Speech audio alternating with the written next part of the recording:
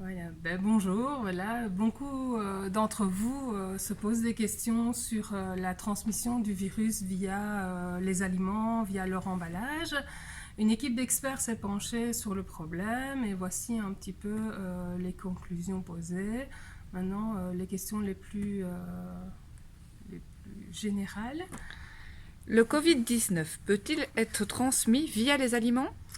Et il faut savoir que les animaux d'élevage, et donc les aliments qui sont issus, ne peuvent ni tomber malades, donc ni être contaminés.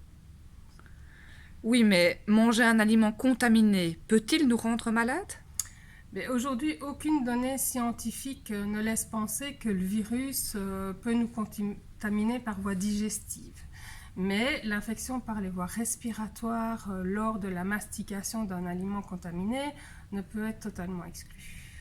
Ok. Alors, faut-il peut-être les cuire? Et si nous parlons des fruits et des légumes? Il ne faut pas forcément cuire ses fruits et ses légumes après un achat. Maintenant, il est quand même nécessaire de bien les laver à l'eau potable, pas nécessairement au désinfectant ou même au vinaigre blanc comme on l'a souvent entendu. Après, les essuyer avec un essuie-tout à usage unique, ça évite la contamination via des mains souillées. Et si vous les consommez crus, pelez-les, c'est pas plus mal. Et comment préparer des légumes qui ne se mangent pas crus? Mais le virus, il faut savoir qu'il est sensible à une température de 63 degrés pendant 4 minutes. Donc, si vous prenez l'habitude de les cuire à 70 degrés au cœur, ben, euh, il est potentiellement détruit. Et si nous parlons maintenant des emballages? Mais les emballages, ils peuvent être contaminés par des mains souillées, donc lors de la manipulation par une personne infectée. Ça veut dire que le virus peut se déposer sur ces emballages, mais ne peut vivre que durant 3 heures. Donc un petit conseil, c'est peut-être soit vous rentrez à la maison, vous essuyez vos emballages avec un papier essuie-tout un peu humide, soit vous pouvez laisser un peu dans votre coffre le temps que le virus s'en aille.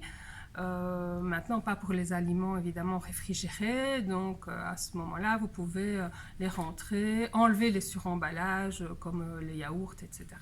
Ou aussi les nettoyer un petit peu avec un essuie-tout à usage unique.